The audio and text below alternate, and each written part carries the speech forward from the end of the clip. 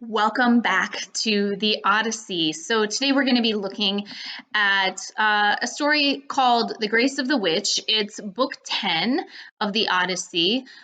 You're going to find this in your orange textbooks on page 916, otherwise on your accessible text on page 33. And I'm just going to start right on in here, guys. Odysseus and his men next land on the island of Aeolus, the Wind King, and stay with him a month. To extend his hospitality, Aeolus gives Odysseus parting gifts, a fair west wind blowing the ships toward Ithaca, and a great bag holding all the unfavorable stormy winds. Within sight of home, and while Odysseus is sleeping, the men open the bag, thinking it contains gold and silver. The bad winds then escape and blow the ships back to Aeolus's island. The king refuses to help them again, believing now that their voyage has been cursed by the gods. And isn't he right, guys? Remember what happened in the last section with Polyphemus the Cyclops and Poseidon? The discouraged mariners next stop briefly in the land of the Lystrigenes, fierce cannibals who bombard their ships with boulders. Only Odysseus, his ship, and its crew of 45 survive the shower of boulders. The lone ship then sails to Aiaia, home of the goddess Circe, considered by many to be a witch. There, Odysseus divides his men into two groups. Eurylochus leads one platoon to explore the island, while Odysseus stays behind on the ship with the remaining crew. All right, so we are going to jump to page 36 now on your accessible text, or to page 918 to pick up with Odysseus' telling of this story. So just keep in mind, King Aeolus had given them a parting gift. He'd given them a fair west wind and then put all of the bad winds into a bag. And while Odysseus was sleeping, the guys on his ship were like, hey, we want to know what's in this bag. So they open it thinking it's going to be some treasures of gold and silver. And it ends up being all the bad winds, and the bad wind blow them back to the island of Aeolus. You guys, at that point, they were like within eye shot. They could see shore. They could see their homeland. But the bad winds blew them all the way back to Aeolus's island. And at that point, he's like, nope, I don't want to have anything to do with you guys. You are cursed. So hands off this situation for me. All right, let's hear what Odysseus has to say next. In the wild wood they found an open glade around a smooth stone house, the hall of Circe, and wolves and mountain lions lay there, mild in her soft spell, fed on her drug of evil. None would attack. Oh, it was strange, I tell you, but switching their long tails, they faced our men like hounds, who look upon their master when their master comes with tidbits for them, as he will, from table. Humbly, those wolves and lions with mighty paws fawned on our men, who met their yellow eyes and feared them. So these animals, like mountain lions and wolves, you guys, are like acting like my pets would, like my Lola and my Oakley would, like putting their paws on us for us to pet them and giving us affection. Like, do mountain lions and wolves do that? No, not normally. So the guys are like, what is going on with these animals? Something is up. In the entranceway they stayed to listen there. Inside her quiet house they heard the goddess Circe. Low she sang in her beguiling voice, while on her loom she wove ambrosial fabric sheer and bright, by that craft known to the goddesses of heaven. No one would speak, and Polites, most faithful and likable of my officers, said, dear friends, no need for stealth. Okay, remember, stealth means sneaky. Think about the stealth bomber. You don't even know that that plane is over you until it's gone past you. So stealth is sneaky. No need to be sneaky, in other words. Here's a young weaver singing a pretty song to set the air a tingle on these lawns and paven courts. Goddess she is, or lady, shall we greet her?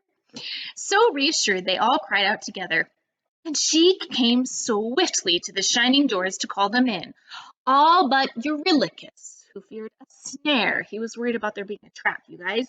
The innocents went after her. On thrones she seated them in lounging chairs, while she prepared a meal of cheese and barley and amber honey mixed with Pramnian wine, adding her own vile punch, her own evil punch. So she puts a spell in it, right? To make them lose desire or thought of our dear fatherland. Scarce had they drunk when she flew after them with her long stick and shut them in a pigsty. bodies, voices, heads and bristles, all swinish now, though minds were still unchanged. So squealing, in they went. What happens to the men after they drink Circe's magic potion, you guys? They turned into pigs. They're swinish now. So swine is another way to describe a pig. That's why they're squealing. So now we think back to those mountain lions and wolves that greeted the men when they approached Circe's palace. Like, what do we think now? Are they actually animals or something different? Probably something different. Let's keep going. And Circe tossed them acorns, mast, and cornel berries, fodder for hogs who rut and slumber on the earth. Down to the ship Eurylochus came, running to cry alarm. Foul magic doomed his men, but working with dry lips to speak a word he could not, being so shaken. Blinding tears welled in his eyes, a foreboding filled his heart. When we were frantic questioning him, at last we heard the tale. Our friends were gone. So he comes running back down to the ship, and he is in such a state of shock at this point that he can't even get the words out of his mouth to describe what happened. And it says that they had foreboding filling their hearts. So a sense of approaching evil is filling their hearts. Okay, so let's keep reading and see what else happens here. So Eurylochus finally finds words, right? He can finally open his mouth and say what's happening. And he says, Eurylochus tells Odysseus what has happened and begs his captain to sail away from Circe's island. Against Eurylochus's advice, however, Odysseus rushes to save his men from the enchantress.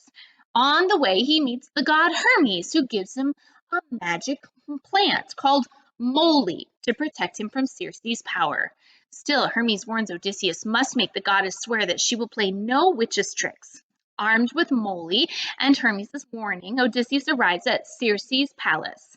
Circe welcomes him and leads him to a magnificent silver-studded chair. Okay, so what did Hermes give to Odysseus to prevent him from succumbing to the spell or whatever she put in his drink? He gives him a drug called moly, or a plant called moly. I try to remember it as holy moly because that's a phrase that my parents used to use growing up. So Hermes gave him holy moly plant, okay, so that he didn't turn into an animal. Okay, so Odysseus eats this on the way up to Circe's house, and so when he meets her, she's gonna be surprised that he doesn't respond the way that she expects him to. The lady Circe mixed me a golden cup of honeyed wine, adding in mischief her unholy drug. I drank, and the drink failed. Why did it fail, guys? That's right, the holy moly plant. She came forward, aiming a stroke with her long stick, and whispered, "Down in the sty, and snore among the rest." Without a word, I drew my sharpened sword and in one bound held it against her throat. She cried out and slid under to take my knees, catching her breath to say in her distress, "What champion of what country can you be? Where are your kinsmen in your city? Are you not sluggish with my wine? Ah, wonder! Never a mortal man that drank this cup, but when it passes his lips he had succumbed. Hail must your heart be and your tempered will. Odysseus, then you are, O great contender, of whom the glittering god with golden wand spoke to me ever and foretold the black ship would carry you from Troy." Okay, you guys have a footnote off to the side, line 63. It's talking there about the glittering god with golden wand is Hermes. So Hermes had said like this was going to happen, right? Foretold that the black swift ship would carry you from Troy. Okay, so she knew that he was coming, just didn't know when, but someone had predicted this. Also note, "Oh great contender," short descriptive phrase that you guys should be familiar with by now. That term for short descriptive phrase is epithet. Very good. All right, let's keep going. "Put up your weapon," Circe said. "Put up your weapon in the sheath. We two shall mingle and make love upon our bed, so mutual trust may come of play and love." Hold up.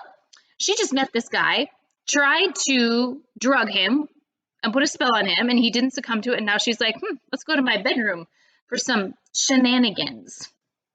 "To this I said, Circe, am I a boy that you should make me soft and doting now? Here in this house you turned my men to swine. Now it is I myself you hold, enticing into your chamber to your dangerous bed, to take my manhood when you have me stripped. I mount no bed of love with you upon it. Or swear me first a great oath, if I do, you'll work no more enchantment to my harm. So how does Odysseus protect himself from Circe? First way is to take the holy moly plant, and the second way is no, I'm not going to bed with you until you promise that you're not going to do anything to me, that you're not going to hurt me. So, of course, Circe agrees. She swore at once, outright as I demanded. And after she had sworn and bound herself, I entered Circe's flawless bed of love. Okay, guys, keep in mind again that she's a goddess. Okay, so same thing with Calypso. We talked about last session that he had to do what she asked him to in order to keep her on his side, to keep him happy, because you did not want to experience the wrath of gods and goddesses.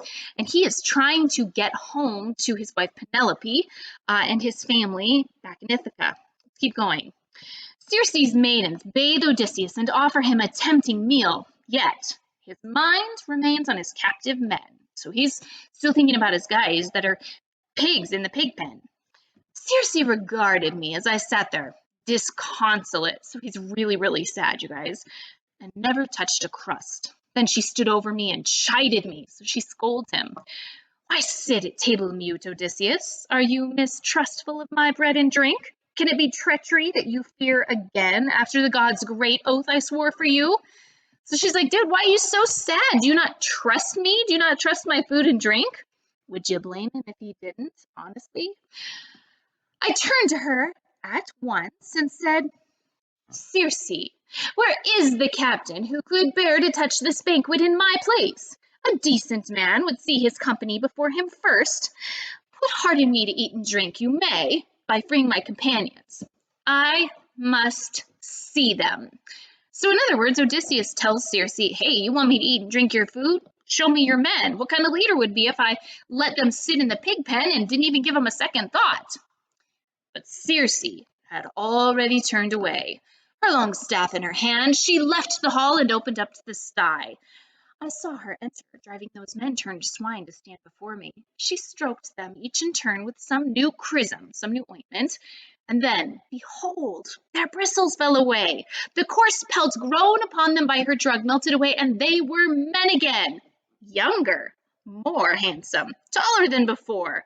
Their eyes upon me, each one took my hands, and wild regret and longing pierced them through. So the room rang with sobs, and even Circe pitied that transformation.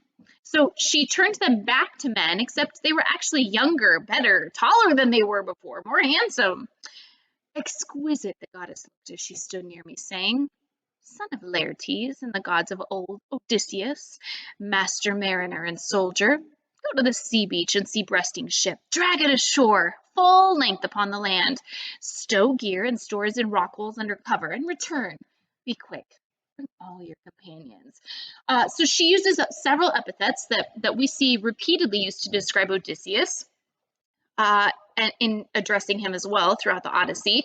And she sends him back to the ship and says, go get your men. You guys need to relax. Go get your guys, bring them back up from the ship. Let's plan to stay a little while so you can recover.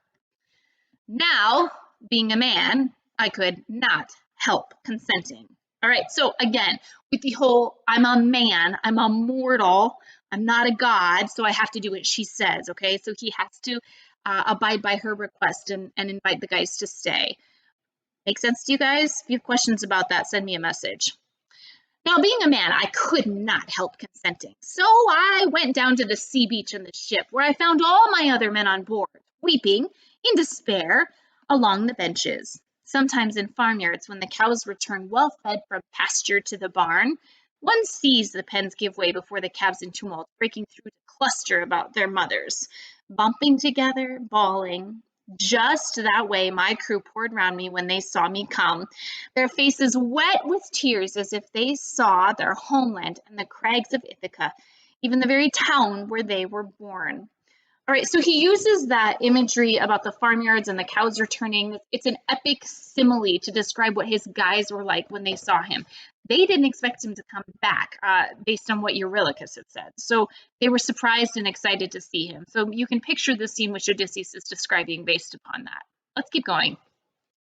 And weeping still, they all cried out in greeting, "Prince, what joy this is! Your safe return! Now Ithaca seems here, and we in Ithaca. But tell us now what death befell our friends." So those three lines right there, it's like Odysseus really represents home to them and their way of getting home. So they're so excited to see him because of that. But they want to know about their friends. What happened to them? Are they dead? And speaking gently, I replied, "First, we must get the ship high on the shingle and stow our gear and stores in clefts of rock for cover. Then come follow me to see your shipmates in the magic house of Circe, eating and drinking, endlessly regaled." They turned back, as commanded, to this work. Only one lagged and tried to hold the others. Eurylochus it was, who blurted out, "Where now, poor remnants? Is it devil's work you long for? Will you go to Circe's hall? Swines, wolves, and lions, she will make us all, beasts of her courtyard, bound by her enchantment. Remember those the Cyclops held? Remember shipmates who made that visit with Odysseus, the daring man? They died for his foolishness."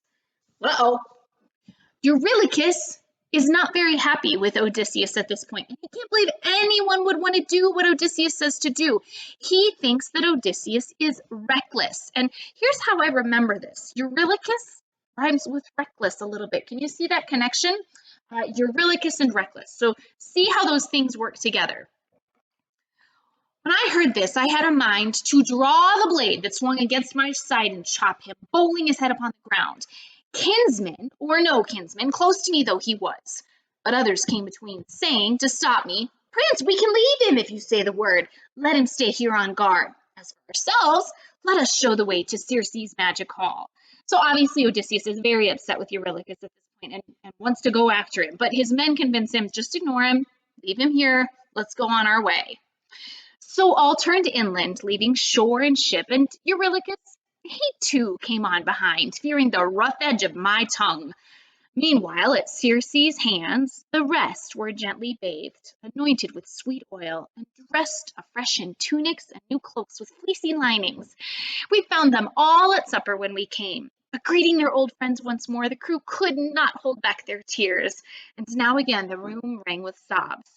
Might be a little bit how I feel when I get to see you guys after quarantine is over, when we get to actually go back to school. Then Circe, loveliest of all immortals, came to counsel me. "Son of Laertes and the gods of old, Odysseus, master mariner and soldier, enough of weeping fits. I too, what you endured upon the inhuman sea, what odds you met on land from hostile men. Remain with me and share my meat and wine. Restore behind your ribs those gallant hearts that served you in the old days, when you sailed from stony Ithaca. Now, parched and spent, your cruel wandering is all you think of, never of joy after so many blows." So basically, Circe says to Odysseus, dude, you need a break. You need to relax. Your men need to recover. You guys need to fill up. You're very thin. You're malnourished. You need to get some fat back on your bodies and drink lots of water. So why don't you stay here and rest and recover before you head on your way home? As we were men, we could not help consenting. Again, back to that whole, she's a god, we are men, we're mortals, we've got to do what she says. So day by day we lingered, feasting long on roasts and wine until a year grew fat. Okay, so they've been there for a year. Finally, his guys have had enough of that and they want to go home. But when the passing months and wheeling seasons brought the long summery days, the pause of summer, my shipmates one day summoned me and said, "Captain, shake off this trance and think of home, if home indeed awaits, if we shall ever see your own well-timbered hall on Ithaca." They made me feel a pang, and I agreed. That day and all day long, from dawn to sundown, we feasted on roast meat and ruddy wine, and after sunset, when the dusk came on, my men slept in the shadowy hall, but I went through the dark to Circe's flawless bed, and took to the goddess's knees in supplication. so in prayer or a humble request, urging, as she bent to hear, Circe, now you must keep your promise. It is time. Help me make my sail for home. Day after day my longing quickens, and my company give me no peace, but wear my heart away pleading when you are not at land to hear. The loveliest of goddesses replied, son of Laertes, and the gods of old, O Odysseus, master mariner and soldier, you shall not stay here longer against your will, but home you may not go unless you take a strange way around and come to the cold homes of death, pale Persephone. You shall hear prophecy of the rapt shade of blind Tiresias of Thebes, forever charged with reason even among the dead. To him alone of all the flitting ghosts, Persephone has given a mind undarkened. Okay, so Circe, you guys will see that footnote off to the side right there of your accessible text or book, lines 200 to 213. It just says that Circe is telling Odysseus that in order to get home, he must go to the underworld, which is the land of dead, okay? The god of the underworld, of course, is Hades, referred to here as death. So Hades and death are the same person. And Persephone is his wife. One of the spirits, or someone that we would call a shade in the underworld, is called Tiresias, a blind prophet who's been allowed to keep his mental powers. And he's going to give instructions to Odysseus about returning home. Okay, so I want you to pay attention in these next few lines about Odysseus' reaction upon hearing what is said to him. At this, I felt a weight like stone within me, and moaning, pressed my length against the bed with no desire to see the daylight more. Okay, so he feels very overwhelmed and sad and heavy as a result of hearing this. All right, guys, I want you to head on over to Moodle and take the comprehension quiz over the Grace of Witch section. And I'll see you next time for the Odyssey, Sea Perils and Defeat.